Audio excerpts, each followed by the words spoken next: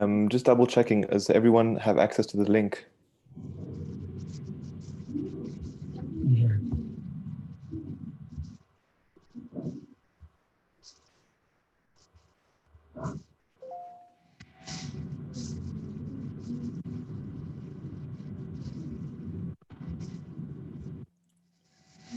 How's it been going so far, everyone? I think you're all on mute by default, so you must unmute yourselves if you react.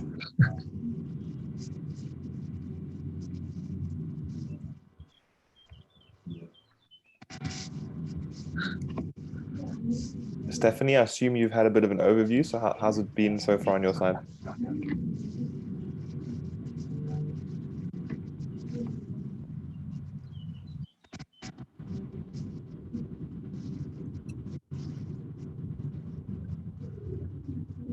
I think they are mute for a bit. Let me try and see.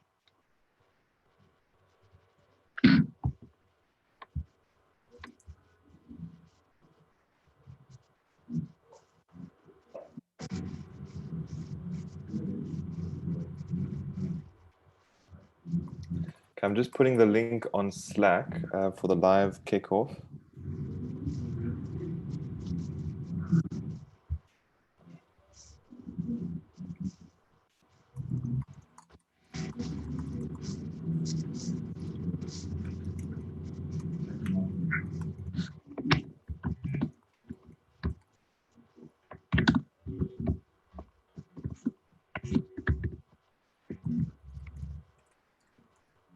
So as we wait, I think it'll be good if there are team members that aren't on this call yet to get them to join the call. If not, we close the organization. We also want to say a big thank you because I think the probably really great ideas and we're very excited to learn more about it during this. I couldn't actually hear you very well. Oh no, And then I can hear you very well. Awesome. Go ahead. perfect. Was I audible just now or not at all? I think someone else was talking, so at least for me, I could not hear so well. Okay, no problem. Yeah, I think for now, the participants are still joining in, the experts are also still joining in at present. So if you have team members who aren't in the call right now, so it'll be good if you just get them to join the call. I think we're still missing a couple teams that are actually not here. But if not, I think the organizing team, we've been jumping on the Slack channels and also seeing what people have been up to. I think the insights have been very valuable so far, and there's great teamwork from all the teams across our time zone. And our facilitators have been doing a great job. I think they might actually be in the call right now, which is why they're taking a bit longer. We're just going to double check to make sure they get back onto this call. Fantastic. And in terms of presentations, so have you also planned this with the teams a given format? Yes, so let me just quickly run through how things are gonna go. What we're actually gonna do is, for now, as everyone's still getting into this call, we're just gonna run through briefly to introduce the hack, how it's actually has been run in case there are members outside Unleash community taking a look at this. And we'll have a brief intro from Greg yourself and also organizing team members. On this call, we have Elena, Tyson, and myself. We'll do a quick brief intro. We'll intro our facilitators as well, introduce the experts, then we'll go team by team with the sharing, and after that, the experts can raise some questions, some comments, and also it's open to everyone else as well on how, if they have any comments at all. And then I'll just quickly wrap up as to how we are going to move to the next steps tomorrow, and then we'll take it offline and off this live streaming, and then we'll take it on Slack to coordinate that further. Great. Yep. Awesome. So maybe in the meantime, I'll just do a very brief intro just for all the people that might be joining who haven't been part of this since the beginning. And I'll just share my screen. So just first of all, can you actually see me? Maybe I should just pin myself for a second. Okay, awesome. So I'm Greg, Gregory Pepper, my full name, and I'm a member of the Secretariat. And I've had the great pleasure of working alongside some really awesome organizing teams to set this whole hack up together in such a short period of time. And so this initiative is something which is really, I think, very much close to the essence of what Unleash is, and that's collaboration and amazing young people coming together and to work towards a great cause. And I think in this current crisis, it's very important also that we can all find ways of contributing. There's amazing people on the front line every day saving lives. And it's true that sometimes we also are not quite sure how to help, but we really want to with the tools that we have on our hands. And I think this is a way also of giving tools, of giving voices and giving ways to all of us to also try and make a difference in this current outbreak. So I'll just share a quick overview in terms of a couple of slides just to explain a bit more about the hack. And then we'll go over to some presentations just to have some overview of what has been done so far for today. Just another check. Can you see my slides? Brilliant. Okay. So as I mentioned, the Unleash Global COVID-19 hack is a series of hacks that's happening around the world throughout this weekend. And it's really been set up to address the challenges that are currently happening because of the spread and effect of COVID-19. It's a collaborative 2-day event. We are setting up teams, many of which don't necessarily or haven't necessarily worked together yet, but probably do know each other, and all coming together towards a common cause, which is really generating some solutions to the many challenges that we're currently facing. In terms of those time zones I mentioned, so it's quite exciting for us that we are actually having throughout the weekend hacks that are happening in some key time zones. So GMT+8, the one we are now all part of, was the first hack to kick off today in very early hours of the morning for me here in Central Europe. But it's been really, really awesome to also see the progress there. And so we have throughout the day and of course throughout the weekend, different teams that will be hacking in these different areas. And the great thing is we also, of course, have collaborations between people who are in different moments of the spread of the virus. Some people in China who have managed somewhat successfully to contain it or to reduce that curve. And now, of course, other countries that can learn from that and different regions that are at different stages. And so we're seeing a lot of collaboration also at that level, which I think is very, very valuable. In terms of just some numbers, which I think are worth sharing. So we had this first hack, which is internal for the Unleash community. We really wanted to ensure the quality of the process itself and ensure that we have enough facilitators to work with the teams. But we managed to have 244 participants sign up in just over 2 days from 73 countries. And we had about 104 experts and facilitators also signing up to work with the teams, either facilitators who directly work with the teams throughout the whole process and supporting them in their innovation, and then experts who come to provide key expertise in more technical areas throughout the hacks. And we also have a partnership with Miro, who's the collaboration tool and whiteboard that we are currently using for the hack. And so I just want to mention that we're very, very grateful for the support that they've brought also for this whole hack, because I think it is a key element in these types of programs to be able to collaborate effectively. And I think that the tool is one element that really allows to bring a lot of collaboration. Last thing I just wanted to show is just explain how the whole structure is working, just to give you an overview.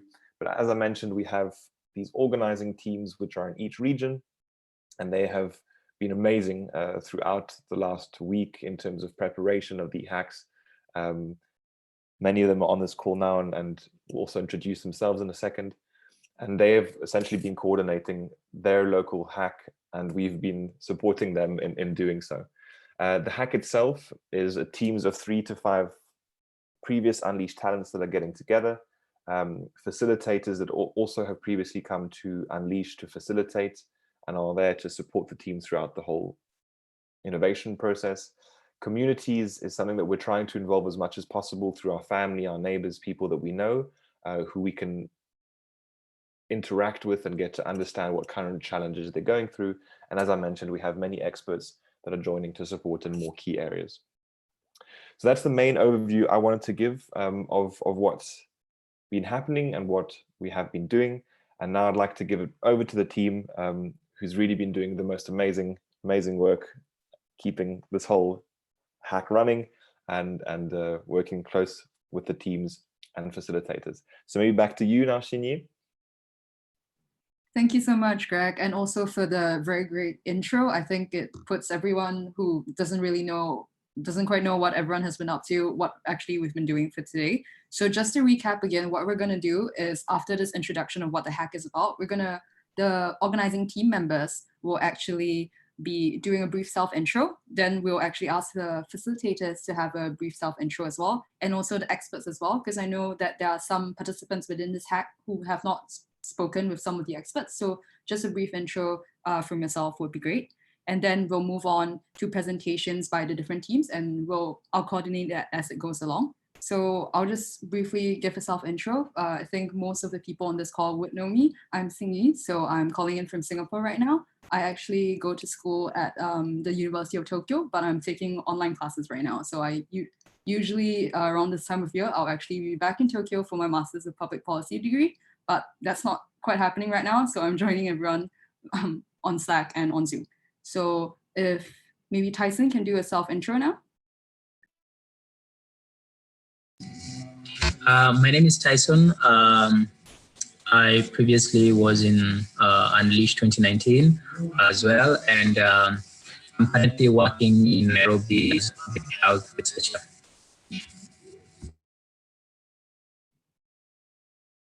Perfect. Can we have Elena as well, who's also one of the organizing team members? Hello. Thank you very much for your efforts so far. I'm Elena. I live in Romania, and I'm from Romania at the moment. I was in Unleash 2019 last year in HGD3, and now I'm part of the organization team. As K Assets, I'm a business development manager. So if you have any question regarding this, please be free to reach. Thank you. Perfect. Rahim has also managed to join us. Rahim, can you do a brief self-intro for everyone?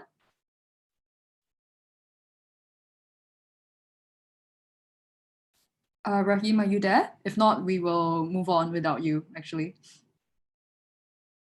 Okay, I think we'll have to move on without him. So Rahim is actually calling in from Afghanistan. He's actually public health researcher, and he's also a member of our team. Other members of our team include Kisang, who is actually working on the front line right now as a quarantine officer for her district. She's a dental surgeon in Bhutan. We also have on our team Insha, who's would have been calling in from India. She's actually a medical student who actually usually goes to school in China. So that's our team. And now we'll actually like to move on to have our facilitator speak to us. So if we could have our first facilitator, Fatima, do a quick self-intro for everyone watching this video.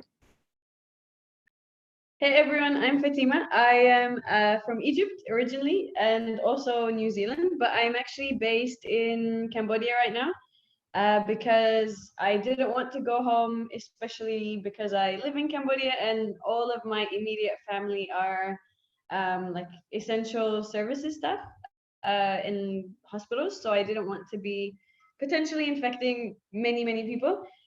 So I'm really excited to be seeing all of the problems that you're all working on. They're so different, and today has been amazing. And thank you so much to the organizing teams, and you've been amazing, and all the facilitators.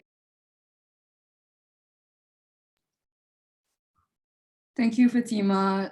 And also we have two other facilitators with us. Federico, if you could give a shout out and give some comments. Sure. Hi, everyone. So I'm Federico. I'm currently in Hong Kong. I'm from Canada, actually. So I'm just working in Hong Kong at the moment as innovation consultant, mainly focused on working with social organizations and corporates with their change management that happens with all these, radical issues that are happening right now. So I have an engineering background, but I have been I've worked in Africa, in Ghana mainly, for about 5-6 years in an incubator and also a local youth community. So kind of been traveling around the world, experienced a little bit, and I've taken part in the SDG for education in Shenzhen in 2019 as well as a facilitator. So happy to be on board this time as well to make something happen together. So learning from everyone today. We're so happy to have Federico on board to facilitate and help out with the teams again. I think he's been giving the teams valuable insight, as with Fatima. And our last facilitator I'd like to introduce, we have Gori. If you can unmute yourself and say a quick hello and some brief comments about the day. Hello, can you hear me? I'm Matar Gori from Afghanistan. Yeah, currently living in Afghanistan. I have a civil engineering background, but I was mostly involved in urban development issues in Afghanistan. Currently, I'm working with Ministry of Urban Development. And meanwhile, I conduct research on environmental issues and also on the implementation of SDGs in Afghanistan. I was a participant of Unleash 2019, and I'm so happy that today I really feel that I'm with Unleash team again, and it's so excited for me. I really started a great day today, and I enjoyed my time with you, and I hope to learn a lot from you and also help you the talents to reach a solution. I'm as a facilitator with you. Thanks. Thank you so much. And also a big, big thank you to our facilitators who have been helping a lot, going through the gate checks, telling people, giving advice on how to get through the gate checks with problem and ideation and stuff like that. It's been a pleasure having you on board to help with this. It's also a great pleasure to have our experts on board as well. So I'm just gonna call you out based on the list that I have here. It is likely gonna be in alphabetical order. So just do a brief self-intro and maybe some comments that you've had after experiencing this day. So Himanshu, if you could give a brief self-intro right now, that'd be great. Hello guys, so I was founding batch talent from Unleash. Currently I work on data-driven policy making, robotics, sensors, a bit of product design research and behavioral nudging. It was wonderful to be there. Participants really were a lot rigorous in terms of how they were framing their problems, I guess, which is the best step so far. And I'm looking forward to what they present. Thank you so much for shaping this up, organization team. It was wonderful. Thank you. Thank you. We're so happy to have you and also our other experts on this call. We also have Jordana. If you could introduce yourself, that would be great. Yes. Hi, good afternoon, everybody. My name is Jordana De Leon, and I was part of Unleash 2018. I served as an expert for the health SDG in Singapore. I'm Filipino-American, so I have both as a home base, but I'm currently in the Philippines.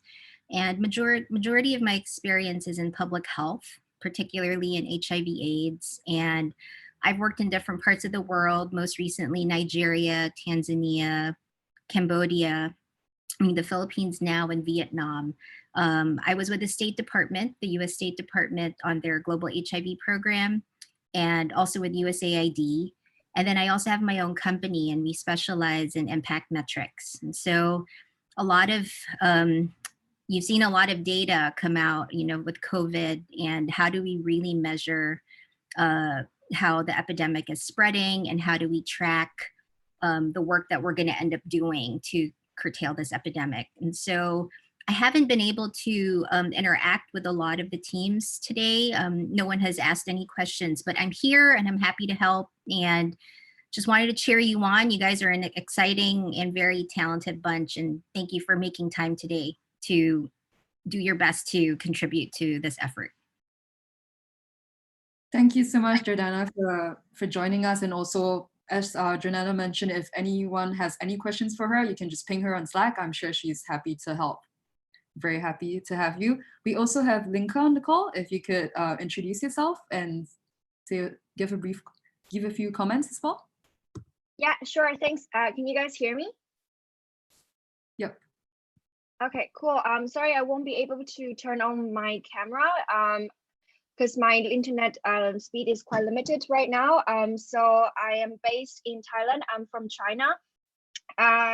I'm working in UNDP Asia Pacific, and I think my only link to Unleash was in 2018. I didn't participate directly, but I helped coordinate some colleagues and network to join as participants and facilitators. So it's awesome to be surrounded by positive vibe these days.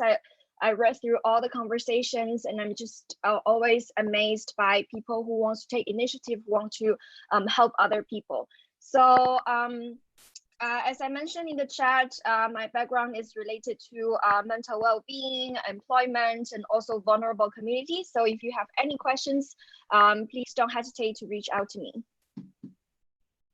Perfect. Thank you so much, Linka, for joining us. Thank you. So if anyone has any questions, please feel free. I know some people have actually reached out to the last expert we'll introduce. We have Peter, who's calling in from Malaysia right now. If you could give us a few comments. Hi, thank you, Cindy. Yeah, I'm Peter from Malaysia. So my background is in medicine and public health. So currently I'm actually coordinating a small district in Malaysia in the fight for COVID. So what we basically do here is to actually screen patients and to keep track of the patients and also the contacts by providing line listing to make sure that no one spreads the disease to other people in the community. So I'm also involved with an organization that is providing PPE as well as medical equipment, as well as psychosocial support for frontliners as well as the public. So if you have any questions regarding those, I'll be definitely happy to help. And thank you so much for everyone to take time off to actually help during this time of need. So it's very, very, sorry, my line got cut off, sorry. Yeah, so it's very good that you guys actually took time off. I'm very pleased that you guys are fighting with the healthcare workers as well.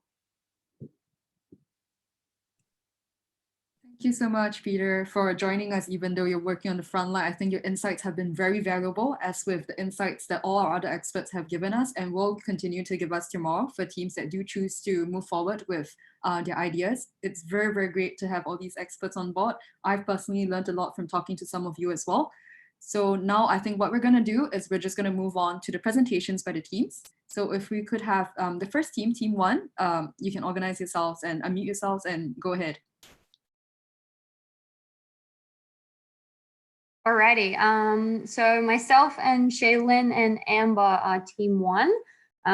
So I think I'll start and Shaylin and Amber might jump in after. So we're very much still at the problem framing stage in our team.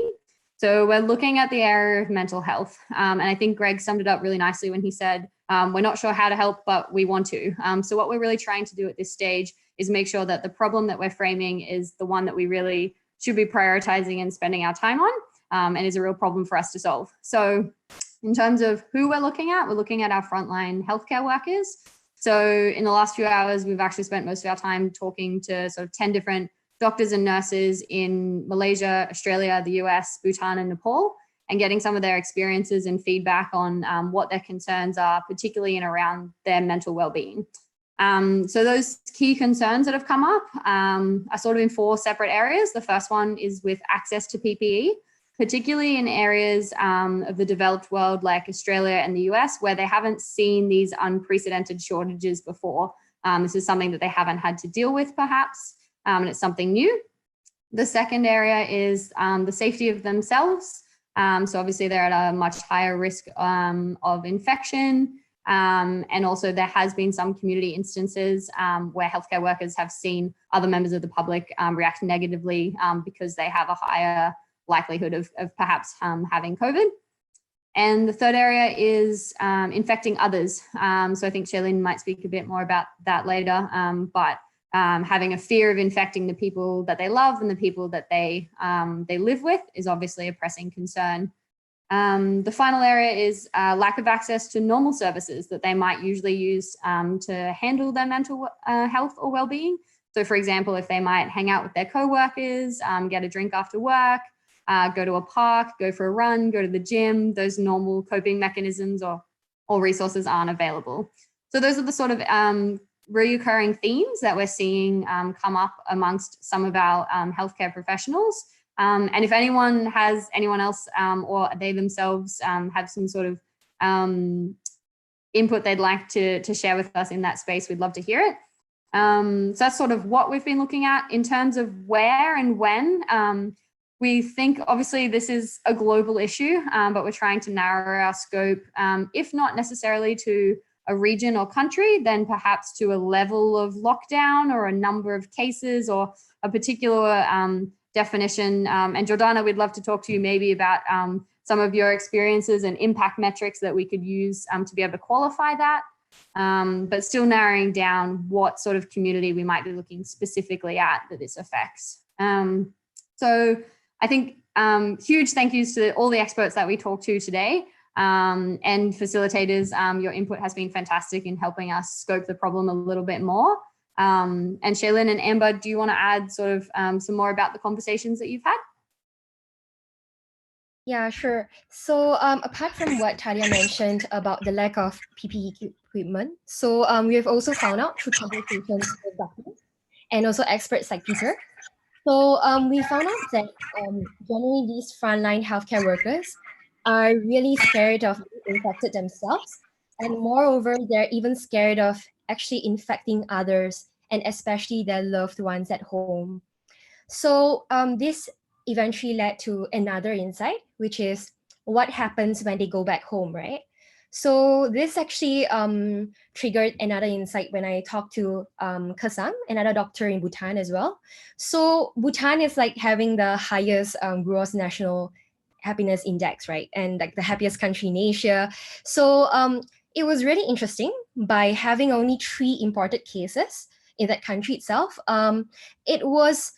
They have actually very stringent prevention measures. So in terms of the isolation aspect of fearing to infect their families, the hospitals in Bhutan actually isolate their healthcare workers for the period of their duties and 2 weeks after as well. So imagine if you're a healthcare worker who's on a 2-week duty tackling COVID-19, and you will be forced to actually stay and isolate yourself in the premises that the hospital provides, the government provides. So it was a really fascinating insight because talking to doctors from Malaysia and even the ones in Australia and US, we've never found a lot of similarities of these countries actually isolating these frontline healthcare workers after their working hours. So this eventually led us to actually feel that what is the actual problem? Are these frontline healthcare workers actually having severe mental health because they are not being isolated after working hours? Because when they're not isolated after working, they would actually have potential to spread to their families. But this also led to another possibility that they would rather be isolated and prevented from infecting their families and loved ones. So it's a very interesting puzzle that we're also trying to figure out, talking to different countries. And we're actually working also on thinking of which country or even which state or region specifically to focus on. So we're hoping to actually find a valuable, relevant metric to actually quantify that and to decide on where to target on. We initially thought of scoping it into 3 groups, whereas the first cohort is countries like the USA with the highest amount of cases, 100,000. And the second cohort, we were thinking of actually classifying Australia and Malaysia in the same cluster, around 2,000 to 3,000 cases, like the mid-range, and also the under the low volume cases countries, which is like Bhutan or not. But then there are also a lot of underlying and subjective factors that we have yet to actually ascertain of in order to conclude to a suitable metric. Yeah, so that's what we're up to.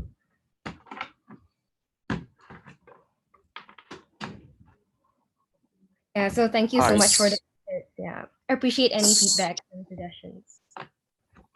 Yeah, sorry, could I interject for a bit? Because I actually discussed with Kisang about that because I think there's difference between the healthcare system, because for Malaysia, we are actually required to wear the full PPE when treating patients. So, and also when we put them in isolation, so our isolation rooms are actually proper isolation rooms with HEPA filters and stuff, as well as the ICU as well, but full PPE is required. But in her case, she was telling me that that's not the scenario where they actually have a proper isolation room. I think that's why they tried to isolate the healthcare workers and quarantine them for 2 weeks after. As for us, we do not quarantine unless if they were exposed to the positive COVID patients without full PPE. Those healthcare workers, then we will quarantine. But as normal healthcare workers who is working day to day with proper PPE, they will not be quarantined. They will be working continuously. But what we are trying to do is to mitigate that problem. If, let's say, a patient withholds information or who is positive, then they will have to shut down the ward. So what we do is we put healthcare workers on shifts. So they will be divided into 3 teams of 2, depending on the availability of staff. So whenever a team is down where there is a positive case, then the other team will take over. So the shift system is in place now, even for doctors. So to avoid, from doctors to nurses to pharmacists, whoever who is dealing with patients, to avoid shutting down the ward as well as the department. Yeah, that's all from me.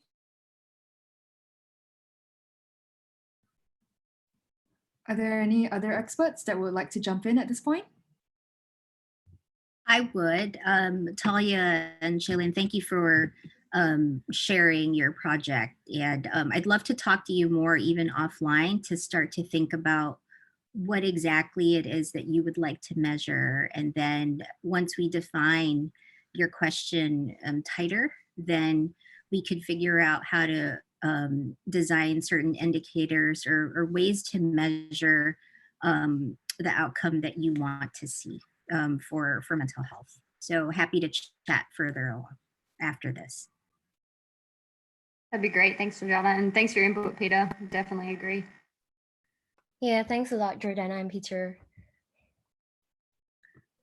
That's great. Is there anyone else that has any comments for this team? If not, we'll move on to the next one. Are there any comments now? Okay, if not, thank you so much, Team 1. Oh, I know that you have one more member, Ember, as well, who actually didn't speak during the presentation, but we do acknowledge that all 3 of you worked really hard on this. And thank you so much for looking at this problem. And we see that you've done a lot of research into it. I think the facilitators can also attest to that, and also the experts that you've spoken to. Thank you so much for looking into this problem, and also the experts for giving valuable insights. I'm sure you, everyone will take this offline if you do need to. Now we'll move on to Team 2. We have Renee and Yanling. If you could make your presentations or quick sharings. It doesn't have to be too formal as well. Hello, everybody. I'm Yanling and Renee. So let's give a bit of background for ourselves. Hang on, let me try and share the correct screen. Okay. Yeah, so, okay.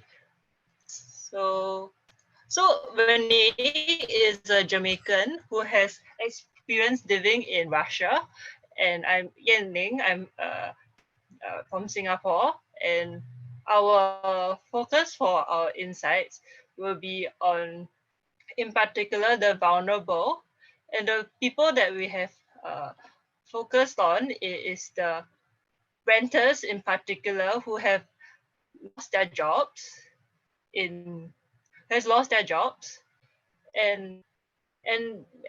a result they are unable to pay their rent. Yeah, so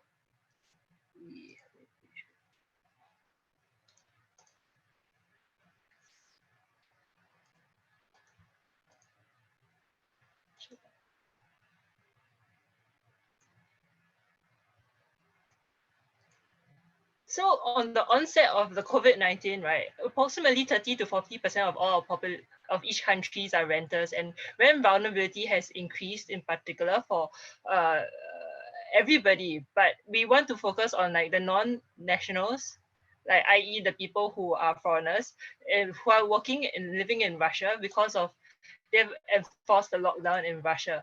And in particular, we are focusing on the immigrants from Jamaica who are typically there for studying for higher education and are the younger age range of the 18 to 35. And why are they there? Because the education is better in Russia and also the wages are higher, hence they do stay there for the jobs. And we also note, and we have also analyzed using Renee's personal experience from working in Russia, working and living in Russia, that most of the jobs that they are in tend to be those that are require interacting with many people and also are blue collar. So they may be preschool teachers, cleaners, taxi drivers, nannies, aged care workers. And all this has been because they need to be physically at their jobs, and once like the school closed, the business closed, when there's no more transport, their jobs are affected really badly and they have no income. So this is we are focusing on, and we also analyze more deeply why they lose their jobs. Firstly, because of the COVID situation and the economy has shut down, and in Russia people tend to be more nationalistic and prefer to give their jobs to the Russian population instead of for a foreigner, and people perceive low income jobs as dirty or poor. Yeah, and the consequences is that these people cannot pay rent and they are at risk of being evicted. So they are evicted, right? It essentially means that the rate of homelessness will increase. And if they are and because we are targeting on, in particular, the Jamaicans who are foreigners, they are unable to go back to Jamaica because they either can't pay for the flights, or the flights are cancelled, or the Russian government has already forbidden movement out of Russia. So they are stuck in this foreign land with little family or social support. So they are forced to stay in Russia, but they are going to get evicted. So this is the crux of the topic that we want to address. So you need to stay at a place because if you get evicted, right, you'll be homeless, and then you'll be more susceptible to COVID-19, and that means that firstly, Russia will get affected. Their own healthcare system and their economic system will have more people to take care of, more sick people to take care of. And then if the people go back to their country, they might bring a cluster back to Jamaica and make the Jamaica population sick. And the last is, even if they recover, they might have future scarring in their lungs, and maybe they have like future health problems related to lungs because of the COVID-19. So the crux of our insight is that we need to find a solution. Yeah, the low-wage Jamaican renters in Russia need to find a solution to their crisis. If not, they'll be more susceptible to a virus, which is important to their health and also to the population, the health of the wider Russian population. Yeah, so this is the insight that we have came to, and yeah, that's all for my sharing. Yes, that's all from us. Any feedback from anyone?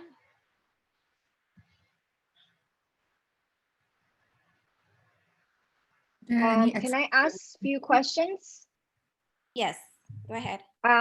So I'm curious about when you're doing the inside investigation, do you come across how is their how do they receive money from the past, and how they're going, or are they sending money back to their home because they need to support their family, and how is the financial system working for them as well? Okay, so the question is if at the moment they're sending money back to their family in Jamaica? Yes. Is that the question? So, or any financial related activities that before and after the COVID-19, is it impacting on them? Yes. So the impact is so before the COVID, before the pandemic, these non-nationals of Russia, they had their jobs. So these Jamaican nationals had their jobs in Russia, and given the pandemic, the hit of the pandemic, then what happened is that you have a massive loss of these low-income jobs due to the fact that a lot of the whole country is shut down. So that does impact their financial capabilities to actually send money back home to their families. So there are no remittances going into the country at the moment.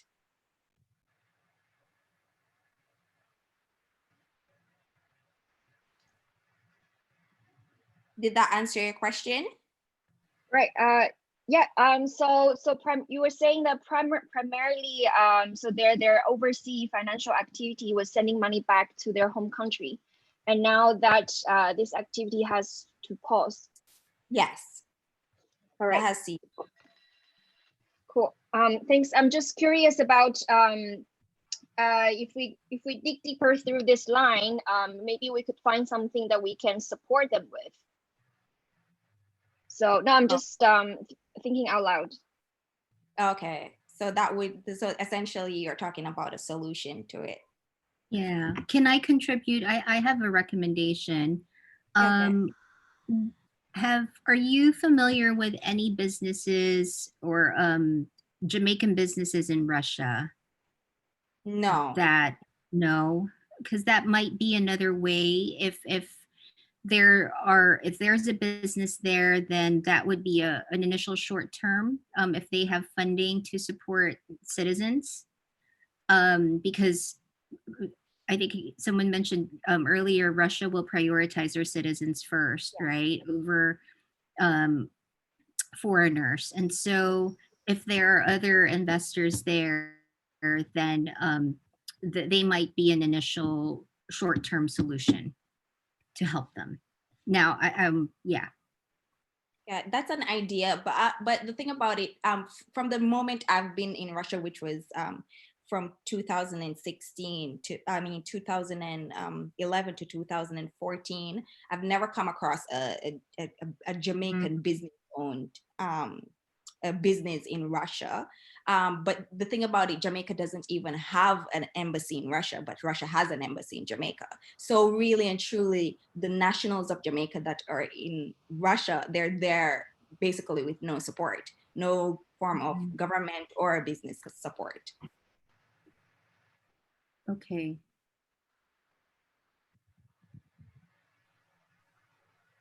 Any other questions or feedback?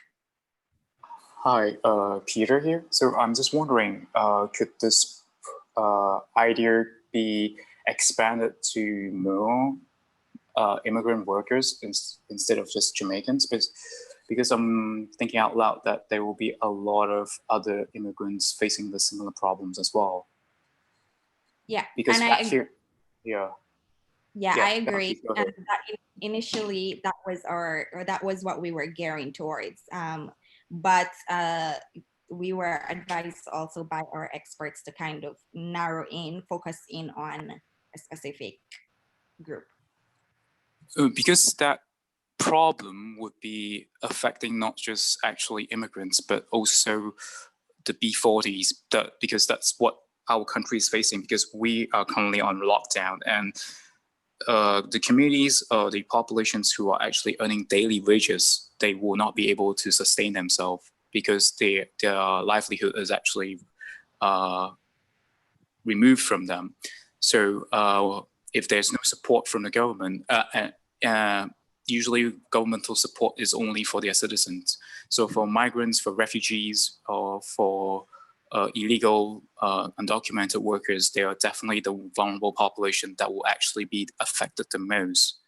Yeah. So I think this solution can be expanded to all of them, because they are the same, having the same issues, not just because they are earning daily wages as well as they are doing the 3D jobs. So they will definitely have no income. And sustenance, for example, food is one of the things that we are looking into as well, because they cannot manage to get food currently with the lockdown. Yeah. Yeah. Yeah, I agree. This is a problem that doesn't affect particularly Jamaicans in Russia, but I'm sure, of course, a lot of other nationalities are affected by this as well. Another thing is that how is it that you're going to localize the particular vulnerable population? Because when people are part of a larger institution, it's much easier to, and when they are on the upper side of power hierarchy, it's easier to locate them. But in this particular case, whose jobs are on, they lose the daily visitors, for example. When they are immigrants worker or they are inside a country, but they have migrated from other states, how do you find access to them? That even if you figure out a way to support them, how is it that you're going to locate where they are? How many are there? What is... Yeah, that's something that we also brainstormed, Youngling and myself, because we were thinking how of the way that we could actually put these Jamaican nationals in contact with a support system. And so we were thinking, first we thought of a website or an app or something, just where they could register to say, I'm in this kind of situation, and can prove that they are actually nationals of Jamaica. So that was our idea at first, but of course we worked first on identifying the problem.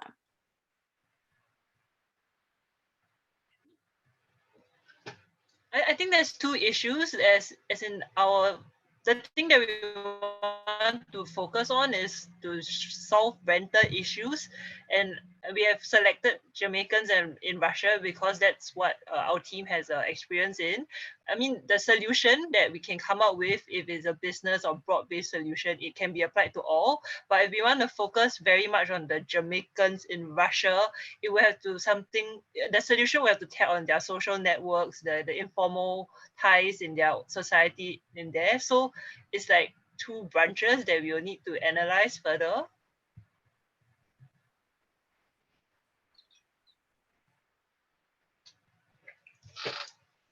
I think that sounds great. I think it's good that you have this problem, and it's also you have a very specific group that you're looking towards, and also looking to expand it after you've already identified this problem. I think it's really great. It's very detailed, and these are vulnerable people that, you know, during this crisis, there are people that, you know, just overlook that these people actually do need help. So it's really great that the two of you have actually come up with this. Are there any other experts that would like to jump on? If not, we'll move on to the next presentation. Anyone at all? Doesn't seem so, but so thank you so much for the experts that have given a lot of questions and answers and also advice. If you do want to continue those conversations, please feel free to.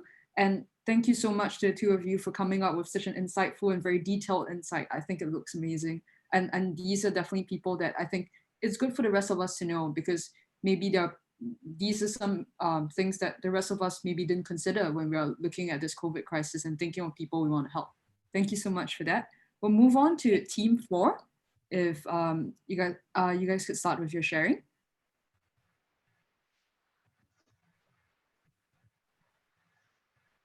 Hey guys, this is Cynthia from team 4. So we have been looking at, in terms of awareness, for the COVID-19 and the vulnerable groups. So I have Ivan and Jingxin. So I'm from Hong Kong, and they're from Australia and Singapore. So we are looking at specifically like how can we work with elderlies who are in more dense populations in the areas of urban areas as well. So we have actually came up with the name and the problem, and also some of the solutions that we've brainstormed. So we'll just go through that, and please provide us with any information or feedback. So we're called Simply There because we're an essentials delivery service for the vulnerable elderlies. And that stems from the story from Hong Kong, as well as is echoed around the world, of how panic has filled the cities and countries whenever the government has announced that they could not acquire certain essentials, anything from face masks to toilet rolls. And for us, that has turned the people a lot to private sectors who were able to acquire those essentials. But then because of the initial panic, a lot of them have find it very difficult to access without like extensive queuing, online and offline. And obviously elderly people are the left behind population where they have little access to information and also with technology. So they obviously cannot get their hands on those essential items. And a lot of them have risked their lives and risked their health in catching the COVID-19 by queuing for hours and hours, and then just realize that they have run out by the time that they get to the front of the line. And many of them have burst into tears on TVs and news channels and feel very helpless about it, not just for them, but also for their loved ones as well. So, and then Jingxi will talk a bit about our solution. Yeah.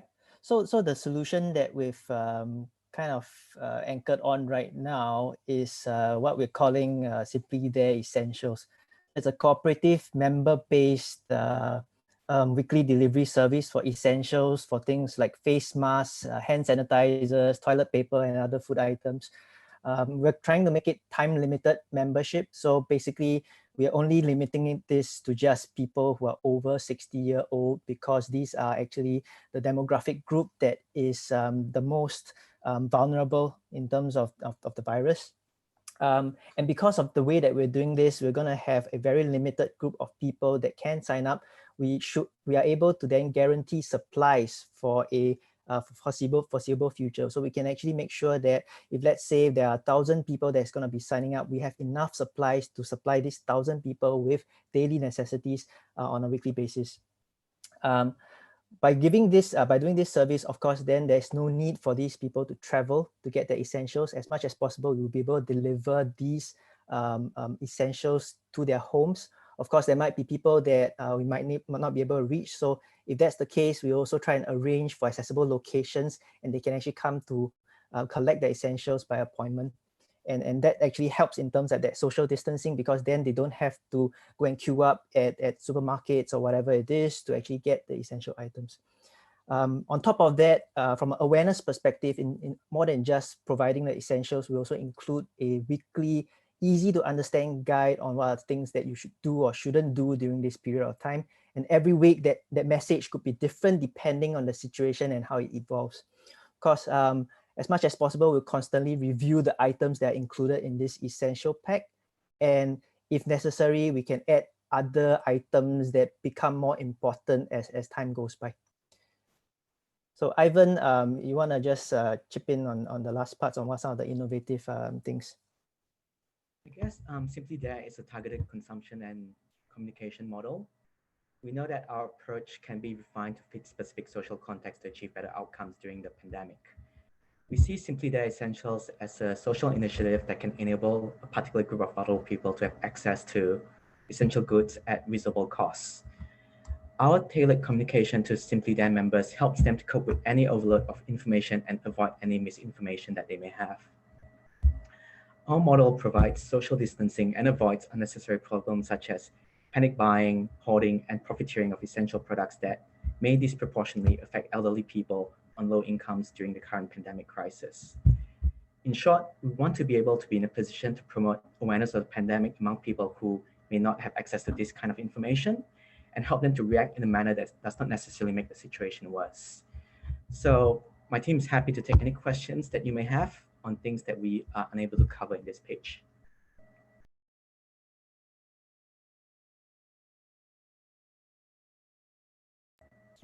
Any questions? Hi, yes, this is Jordana. This is really great, and something that I can already imagine my community needing right now. When you're looking at your how are you thinking of limiting this to like a city and then having different distribution, like basically coming up with people in a community and then do it LG, local government unit to local government unit or city to city? Have you been able to think about how you would break down the different memberships? Because you can't just serve everyone in a city, right? Like think about it logistically. There are going to be a lot of people over 60. Would you, yeah, sorry if I'm not very articulate about this, but think of how you're going to split your people over 60 into different groups so that you could serve them better. And even for those people, although they are not seeing each other in person, maybe this would be their community, right? And they would know that they're not far from each other, but they're all from the same city, for example. And that would also be able, that could provide a venue for them to be a support group to each other as well. So anyway, that's just an idea. That's a very good question. I'll probably start first by saying that we're still refining the idea, but I think our idea is limited by the supply chain. So we'd probably be looking at what the supply chain could deliver, and this would necessarily be limited to a geographic or local government environment. And in terms of the people-to-people contact, there was an idea that potentially the delivery person could be the human conduit to the people who have to stay indoors. But otherwise, Jingxi and Cynthia, any additional things you want to raise? I think what Jordana raised was a very good point. I think if at this point in time, if we're looking at it from a social standpoint, we'll probably be working with a lot of the local government, the NGOs, who may already have a record of who are the most vulnerable people, elderly people that are in the community. So that might be one way to actually start. But yeah, with any startup initiative, it's really around how do we get started, how do we start small, and also then be able to scale as time goes on. So yeah. Okay, no, great ideas. Can I jump in for a second?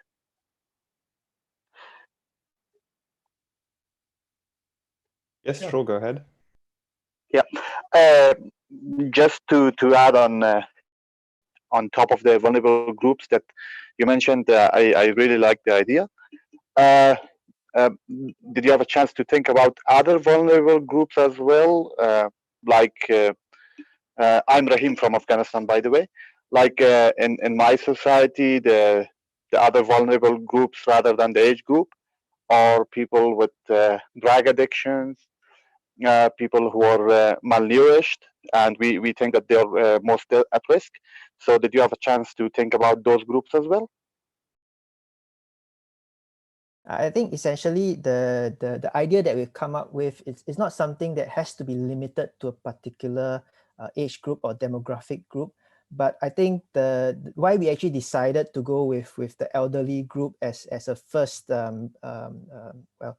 first part of this idea is because we feel that in terms of risk of actually catching the virus as well as fatality rates, for those that are elderly, they actually have at higher risk.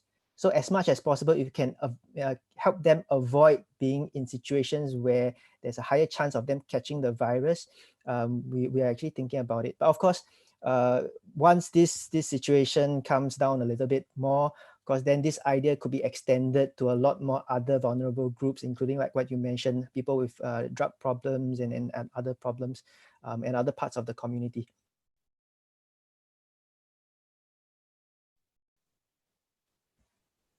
Yeah, does that answer the question?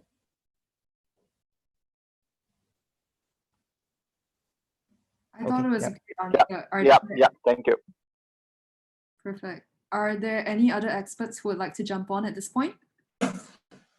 Yeah, could I just jump in as well? I would like to give you some insights of what Malaysians are doing currently. So like the grocery stores are actually providing this service to, I don't think they're limiting to elderly, but that is definitely the vulnerable population where they actually will provide that service to, it's like Tesco online where they actually get groceries and they'll get it delivered for free. So a lot of the groceries currently are doing it because of the lockdown. So definitely the elderly population will be the most vulnerable because of they are a high risk group. And they also would currently even Grab, our local like Uber, they do deliveries, they do actually errands and deliveries for groceries as well, or essential items for people, but that is for with a fee actually.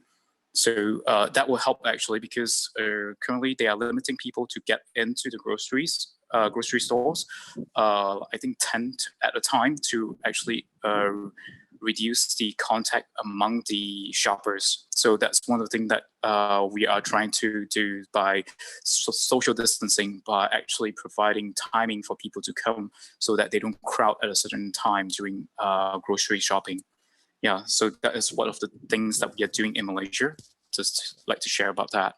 Yeah, thanks for that sharing. Actually, also, one of the things that we did consider is that in terms of tech savviness, when it comes to people who are around our age group or up to maybe about 40, 50 years old, they're probably more savvy in terms of being able to subscribe to some of these online services, whether it's from Grab or whether it's from some of the supermarkets or delivery services. But when it comes to people who are a bit older, the elderly, 60 years old and above, they may not be as savvy from a technological standpoint. They may not even be aware that there are such services available. So I think that's where also we thought that this would be very helpful for this demographic group.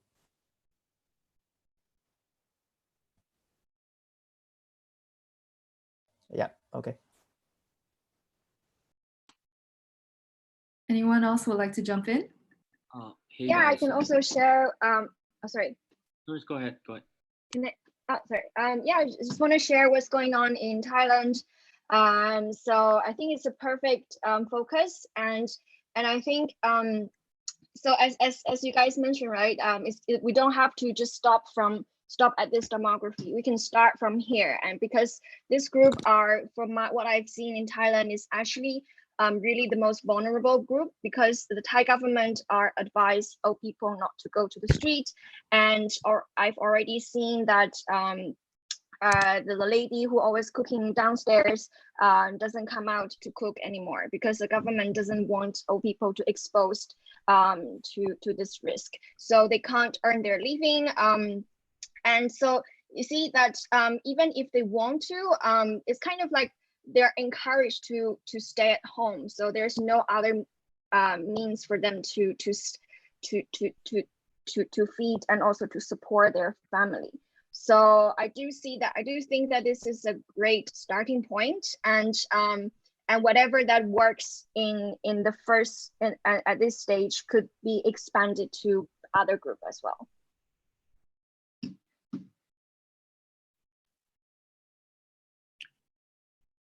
Great, thanks for that. So I just want to add in while I was listening to you guys. I don't know if you actually know about the Taiwan, how they implemented a rationing system. Basically, it's a way how they control the distribution of the limited supplies of like masks and everything right now. But they use something called the NHI card. It's kind of like a health card or an ID card from the citizens. So it probably has some records already of all the public data. And in a way, it might help how you sort of, as you kind of build on top of the ecosystem, how you overlay or access certain existing database to identify these 60 years old plus more vulnerable candidate with more health critical issues. And sort of how your supplies get allocated for them and kind of manage it more of a citywide. So you can kind of look into the Taiwan case as a basis to see if maybe it will give you some references on that. Great, thanks for that. We'll certainly have a look into that Taiwan situation. Okay, is there anyone else that would like to jump on? If not, we will move on. Anyone else at all? Okay, doesn't seem like it. Thank you so much to the team. This is, it's Simply There, right? I didn't get the name wrong. I think it's an amazing idea. It's clearly very sustainable and something you've thought through very clearly. And I'm excited to see how this goes if you do take it on tomorrow. So what's gonna happen right now is that we can't keep live streaming on YouTube, unfortunately, although we would love to. So what's gonna happen is that we're actually gonna end this call and we're gonna have to move everyone to another call that won't be live streamed on YouTube. And we will have two more groups that we still are going to hear from. We have Team 5 and Team 6 who've also come up with great ideas. So what we will need to do now is we'll be ending this call and then we'll move it from there. And because I didn't want to end all the interactions between the participants and also the experts, we just let it run, and I think it's very good. So what we're gonna do is we're just going to have to move to another call, and we'll have to end this one. If not, Gregory, can you correct me if I'm wrong, or can we stay on this one? I think it's fine to stay on it. Okay, is it fine? Yeah, go Okay. ahead, go ahead. Oh, perfect. Okay, because we thought that maybe there was a time limit that we had to end it off. In that case, then we're just gonna keep on going. So I'm very sorry we said we'll end at 6, but I think it's really good that there's a lot of interaction between participants, facilitators, and everyone jumping in to actually make all the comments. And I think we're all learning from all this as well. So we're not gonna, rush it through. I don't think we're gonna be taking too long, but we'll just move on to the next team for now. And I think we should be able to end by 6:30. We have just 2 more teams that we're gonna hear from. So we're gonna invite Team 5, if you can do your sharing now.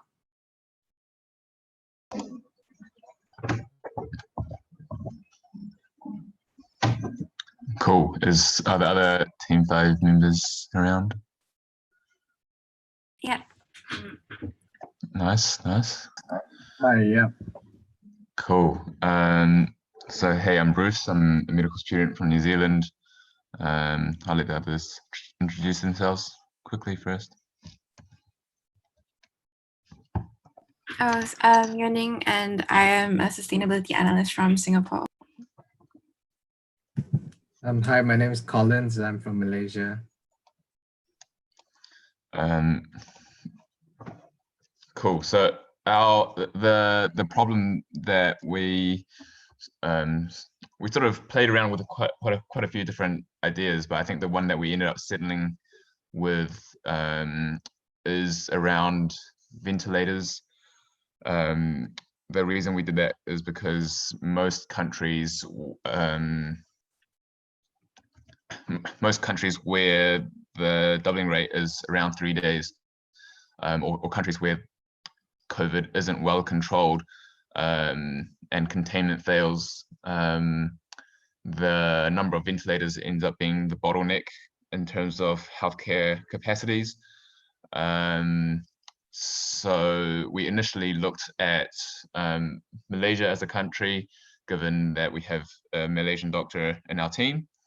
But after some more research into the different sort of national contexts and discussion with Peter, we sort of decided against that, and we looked at Indonesia as our country of choice. And the reason for that is because currently it's got the highest number of deaths in the Southeast Asia region. It's got around just under 900 cases, but the main issue is that the main issue is that they aren't doing much testing at all. So there are modeling that suggests that the number of cases in Indonesia is actually 2% of the actual total. So that's a significant amount more. And if you look at, I guess, another similar country that has had lack of testing a while ago would be the States. They didn't do much testing earlier, and now it's sort of out of control. Another reason Indonesia is a good choice is because it's got one of the lowest bed to people ratio in the world. I couldn't find good reliable statistics for like number of ventilators per country, but that was sort of like a good proxy for general healthcare capacity. So it's also, and it's got the 4th highest population in the world. So it's there's a high risk for this to be like a potential hotspot, a potential future outbreak hub, I guess. And yeah, that's sort of the area we've decided.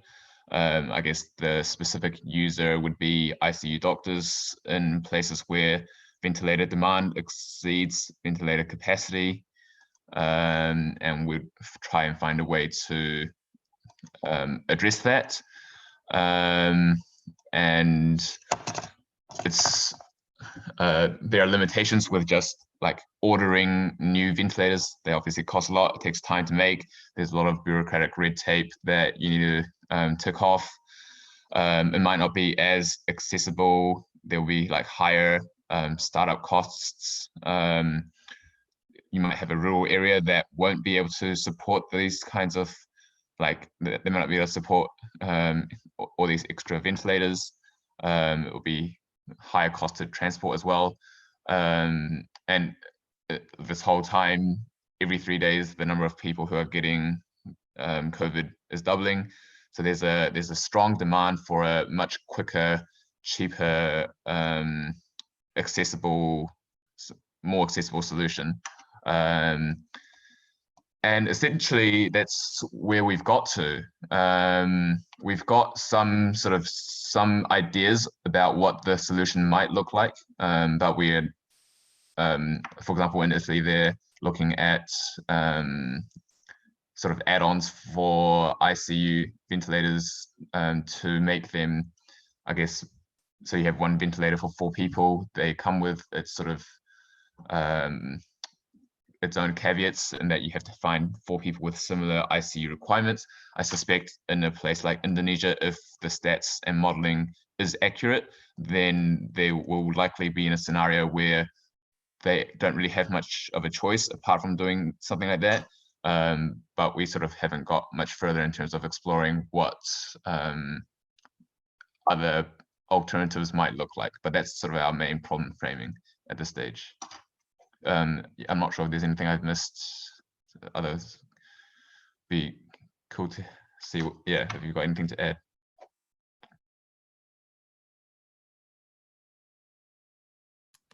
Hi, again, this is Jordana from Manila. Thank you so much for your idea. One thing that I actually went to my inbox, I get alerts from a doctor's guide.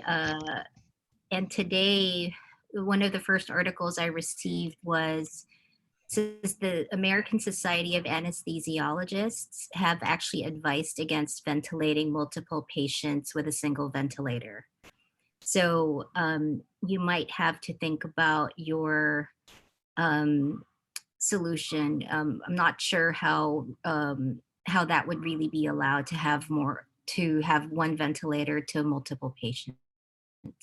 So I could share the article with you. Yeah, so I've actually not seen that specific report, but I've heard similar sort of concerns around those kinds of recommendations. I suspect I suspect there will be like good physiological kind of reasons for not doing that. And our team, we weren't committed, or we weren't committed to this kind of idea, what the Italians are doing essentially. So we've sort of only had that problem framing. But I would be keen to read that, and I'm curious about whether or not that is like a preferable option to just sort of, I guess, leaving them out in the cold if you're in a country like Indonesia and you just don't have the the infrastructure. Yeah, thanks for sharing. Yeah, absolutely. I just shared it in our chat. So. Oh, thanks. I'll take a look.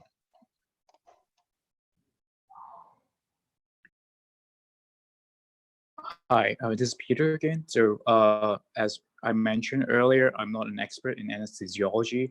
So my insight to anesthesiology is very limited. So, but when you guys look into this whole scenario, you're actually hoping that that is the end results of it. But I think what the Indonesian government needs to do is actually screen patients more, because like patients who are actually in ICU most of the time is because they were detected late and they have already developed pathological changes to their lung, causing them to have respiratory distress. So they are in severe acute respiratory infection. So I think one of the things that a lot of countries, like for example, South Korea, Japan, Singapore, Taiwan are doing is actually screening a lot of patients to make sure that if you have the virus, you are detected early and proper management should be given to the patient so they do not require ventilation as a means to sustain their life. Because when you're looking at, because in Europe, for example, Italy did it very late. So you have a lot of elderly patients who are with poor prognosis. So like, for example, if you look at Germany, their screening is actually really high, but their death rate is really low as well. So that's one of the scenarios, because I think what people fail to actually realize is testing people for the virus is more important, so that people who are detected early can actually get management properly to actually prevent them to get into ICU and to deteriorate further, requiring ventilation.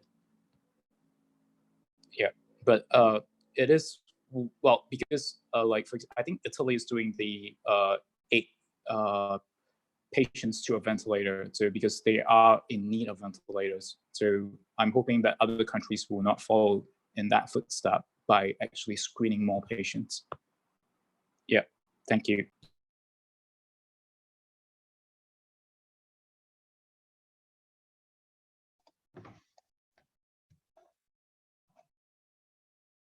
Yuning or Collins, do you guys have anything else to add to that?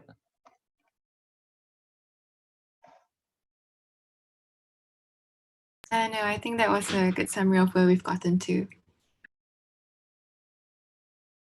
Yeah, I think we were trying to look at sort of like catastrophe scenario where there is a case where this was the final option, and just to make sure that when such an option needs to be considered, the required sort of attachments and sort of pieces to make it happen are available. I think that was the initial goal, because we were looking at Malaysia and we thought that at a certain point, if there was not enough ventilators, in order for healthcare workers to set up multiple patients together with each ventilator, they would need certain basic raw materials, which are not currently available. So that was the plan. It was just a sort of like a rough idea to see if it could be done. And then sort of we realized that Malaysia, sorry, has enough ventilators at the moment.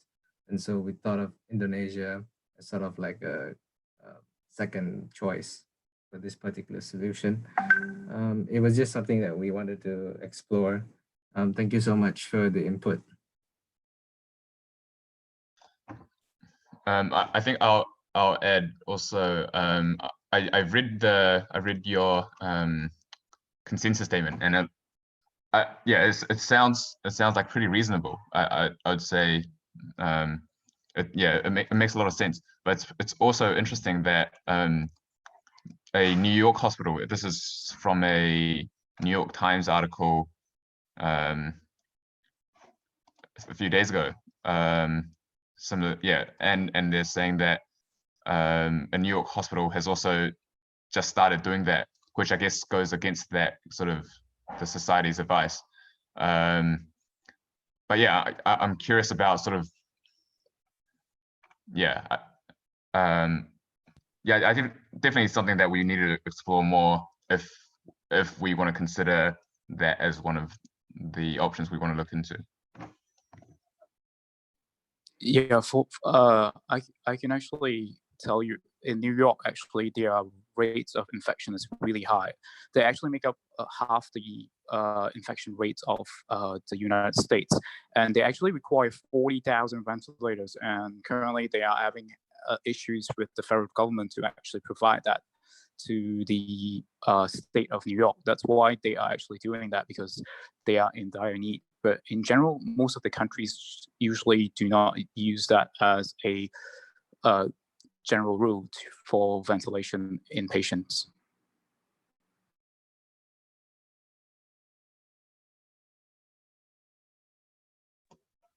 Cool, thanks for that.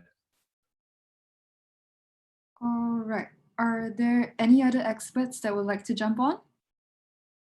Okay, doesn't seem like it. It has been great. I think it's really good that your group has actually really focused on problem framing and really finding a problem for a particular community that needs a lot of help. And I think it's really good that we've heard from Jordana and also from Peter in terms of, you know, the problems that exist and some obstacles towards potential solutions. I think it's really great, and I'm excited to see how you guys can actually move on with this problem and really come up with a solution to this if you do intend to take it on tomorrow. If there are no more people that are going to jump on this, we're actually going to have our last group for today. If Team 6 could make their sharing, please.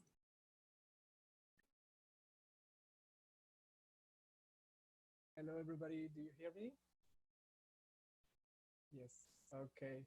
So I'm Nicholas from France, but right now I'm in Japan. I'm in team with Shayok from originally from Bangladesh and Siti from Indonesia.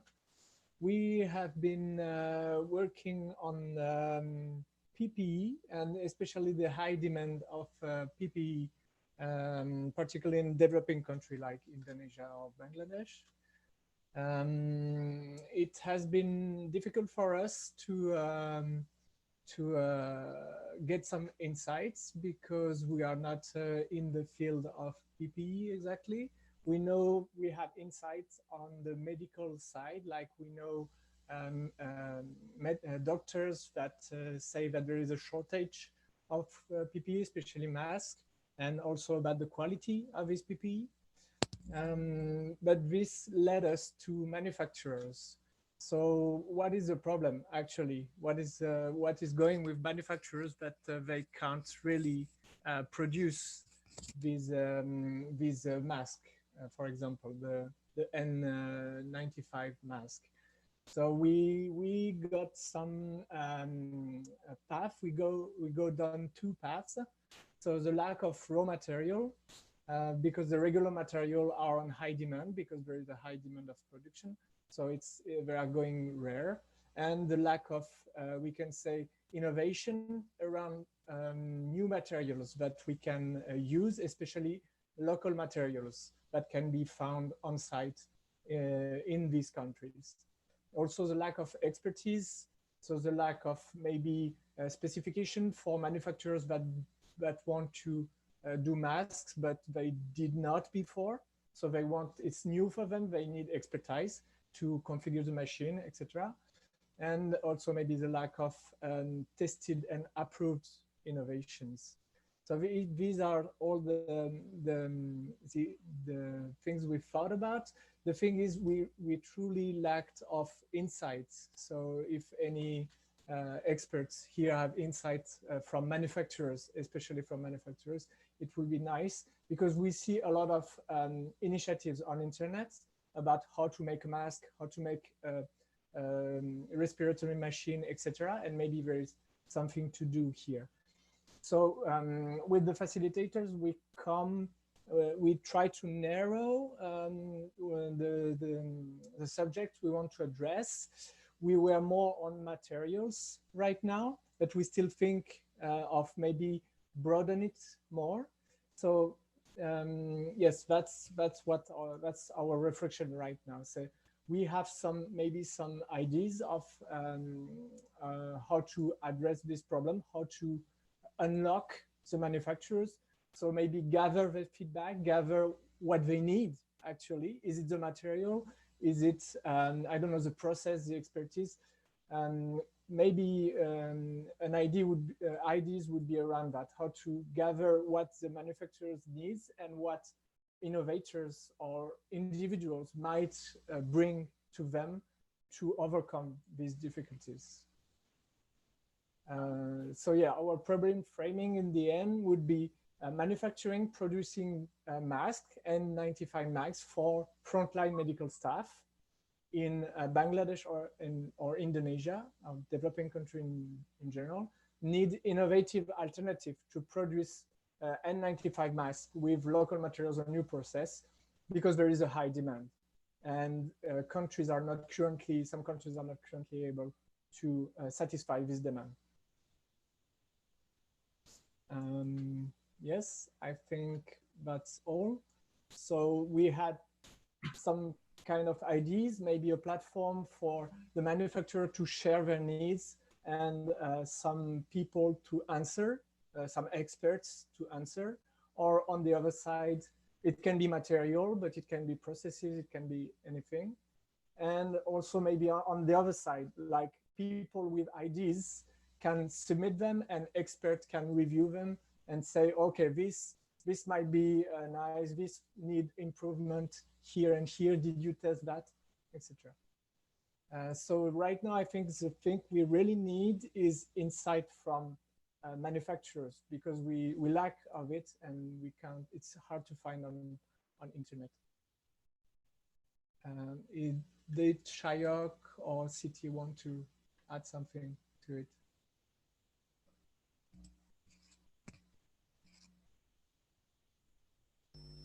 Okay, thanks, Nicholas. So actually, I'm from Bangladesh. So Bangladesh is now like facing this COVID-19, and we are a very highly densely populated country, and it's like we are now. I'm living in Singapore, and I am more tensed about my family rather than myself, because I am in developed countries. So from I saw there's some attempts taken by some peoples, like from the university I have been, I saw some people are designing some PPE by themselves, but then they do not get they cannot link with the other parts, like the manufacturers, or they can confirm that their PPE can work, and they're trying to design based on the local materials. So for another things, like we have a large garments factories. Bangladesh is one of the largest garment provider in the world. So we can use this resource. Now there is the order for the clothing has been already declined. So the garments owner now trying to shut down these garments factories, but we can try to use these garments factories to produce this N95 mask or maybe other PPE that can produce locally. And already government is trying to do that, but we feel that there is a lack of interactions between the expertise, between the innovators, and between the manufacturers. So we need to have some platform, some database that can connect all these innovators, entrepreneurs, or the manufacturer.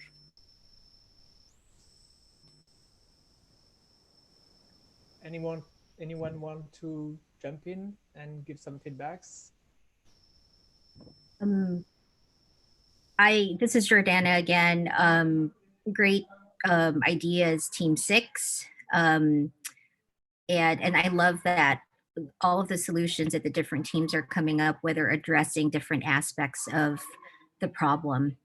One thing that came to mind, I just sent a link.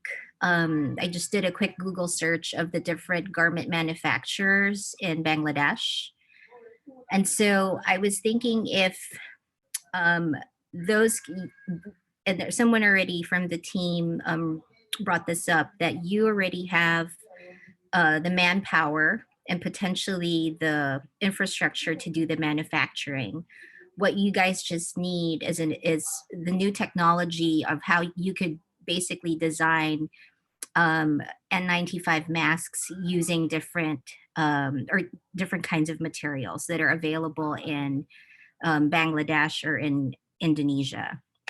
I would reach out or start doing research and looking at who maybe getting in touch with an engineer who would be able to come up with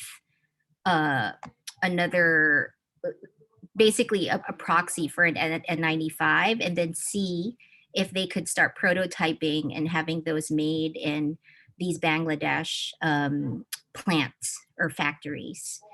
Did you say you were in Japan sorry, I don't have your Nicholas. Are you in Japan right now? Yes, right now. I'm in Kyoto. One of the biggest brands that came to mind is Uniqlo. Uniqlo always takes pride in the different kinds of technology that they have in their fabric that they use.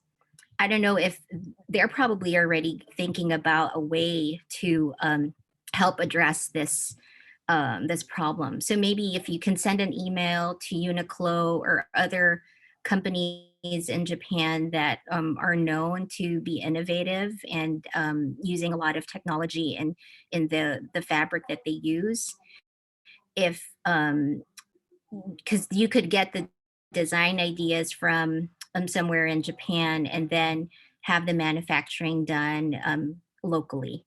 Anyway, these are just ideas that have come to mind now and thought I'd do. So I'm brainstorming along with you guys here. Thank you. Thank you. Yes, that's maybe a good idea, Uniqlo, but obviously I don't think they will answer as quickly enough to give us insight for this event. I can try to reach for them. And also we are here looking, I think if they want to do something, they will have the power to do it by themselves. I mean, they don't need a team from Unleash to do it, or maybe we can bring something to them. I don't know. I will ask anyway. But we were more thinking about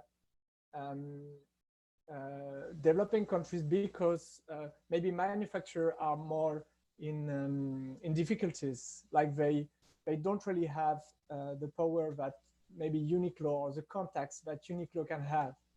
And also maybe they don't have the information. They can't access the information because there is a lot of information about how to make your mask. And I don't know, we don't know about the quality of this information. Maybe some are good, maybe some are bad. I think we think they need some kind of sorting in the information. The thing is, because we don't know any manufacturers, we don't really know if it's an issue for them or not right now.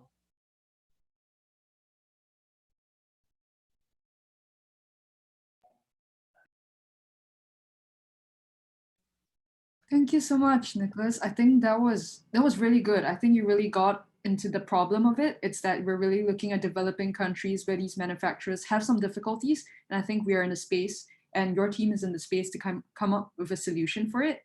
I think it's really good. And it's a very critical problem that does need an answer to. I think what you really need now, as you mentioned, you were looking for experts. I think we can take this offline. And if you do want to move on with this idea tomorrow, we'll try our best to get some experts on board that you need in terms of manufacturing, maybe garment designers, maybe engineers. We will definitely have to talk about that. So we will continue to talk about that. I know you've already messaged me, and I've tried my best to get you some experts in terms of on the medical side. But I think we do need someone on the more engineering and technical side of things to, come up with the product that you need. I think that's perfect. And there was a great insight from Jordana as well. Are there any other experts or anyone else who would like to jump in to provide some insight on this issue? Okay, doesn't seem like it. I think that was an amazing job, Team 6. Also, I know City was also on the call, and she was also contributing a lot, although she wasn't speaking during this current call. I think what we've done so far is we've actually gone through all the presentations. Thank you so much, teams 1, 2, Simply There, which is no longer Team 4, Team 5, and Team 6. I think it's amazing. And what I'm going to do now is I'm going to do a brief closing and also more instructions of our next steps. And then we can take it offline and actually move to actually Slack instead, because we will stop live streaming and settle our administrative issues of this video. So what's going to happen right now is that as we mentioned at the start, and also when you signed up, the second day, which is tomorrow, is actually optional. So if your teams do decide to actually, move on with your ideas, what is if your team does decide to move on with your ideas, you'll have an idea leader. Not every, it's obviously an optional exercise to take part tomorrow. So if you do choose to take part, and we'll love to actually bring your ideas forward, then whoever is actually wanting to take part will coordinate that on Slack. If not, on this call itself, I'm just going to wrap things up. It has been lovely hearing every single group come up with such amazing ideas. And I think they're very critical problems that we can definitely find solutions to, maybe during the hack and also continue to work on it after the hack as well. Thank you so much for those facilitators who have taken the time out, and they've really done an amazing job really speaking to teams, actually refining the insights. I think it's amazing. I've learned a lot from just going through and also sitting in some of the calls as well. And experts, I think you've done an amazing job and provided such valuable insight during this call. Thank you so very much for joining us. We are very happy to have experts on board, and we will continue to actually tap on your insights tomorrow as teams move on. So what's going to happen is that for now, we're going to, if anyone has any questions, please feel free to actually voice out right now. If not, I will encourage everyone to move on to Slack, where we can take this conversation further in terms of organizing what we need to do for tomorrow. So are there any questions at all? Okay, doesn't seem like it. So I suggest, I think, Gregory, are you still in the call? If not. Yes, I am. Okay, yep. So I think we're done over here. If you want to provide some brief wrap-ups, then we'll end this meeting. Yeah, great. I think, I mean, you've done a really, really great job at moderating, and I really do agree with what you've said in terms of the quality of the analysis people have done around the problems they're looking at, and also coming up with some first ideas. So I just want to express my gratitude to all the facilitators and the organizing team members that have, helped to coordinate this and have been core parts in making sure that the teams have been able to move forward so well. And a big congratulations to all the teams for the progress so far. And yeah, I think tomorrow is as Shinyi said, it's optional, but essentially it's highly recommended, and it's only if you can't make it for personal reasons, or if you have too many kids to manage at home who are running all around everywhere, then of course you're very welcome to take the day off. But it would be much much better to keep moving on these problems and or ideas that you've worked on so far. Thanks a lot, everyone. Let you coordinate off this call, and then also just Shinyi, just to send everyone the link for tomorrow morning when they want to join back, so that they can keep connecting with you guys and have the kickoff for day 2. Yep. And thanks again, everyone. Thank you. We'll move on to Slack, everyone, to coordinate in terms of things for day 2. If there needs to be a reshuffling of team members, or in terms of experts, when you want to assign timings, we're going to move on to Slack for that. Thank you very much for everyone for joining this call that has been going on for a bit longer than we expected. Thank you so much. So we'll end the call and we'll move on to Slack, everyone. Thank you, Shane. Thanks, guys. Thanks, everyone. Well done. Great effort, everyone. Thank you, everyone. Nice to meet you.